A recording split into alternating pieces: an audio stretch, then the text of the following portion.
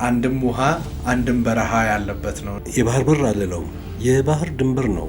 በነበሩ ብቻ ብለን ምን ተዋቸው ናቸው። እሷ ቃል ስለምታምን እስከፈረሰበት ከማለት ይልቅ ያው እስካጠፉን ያ አካባቢ ምን አይነት ጂኦፖለቲካዊ አቅም ነው ያለው? ከረንት ላይ ጦርነት አይኖር እዛ ቦታ ላይ እንጂ ቀዝቃዛ ጦርነት አለ። ባህሩን ተቆጣጥሮ እንዳየሰው መዘጋት ምን ማለት ነው ትርጉሙ? ኃይልህን ያሰጣል፣ ሰላምህን ያሰጣል፣ እድገትህን ያሰጣል፣ አገርህን ያቀጭጫል። እስከ ማዳጋስካር ድረስ እየሄደ ይቃኝ ነበር አይደል? እኔ ቤቴም ድንበሬም መቃብሬም ቀይ ባህር ነው። ኤርትራ ጋር የገባንበት የድንበር ጦርነት ብቻ ነው ያሳጣን እሱ ማለት እንችላለን። ቀይ ባህር ቀይ የሆነበት ምክንያት የኛ ደም ነው ብለን ስለምናስብ ያ ስሜት ለኛ ከባድ ነው።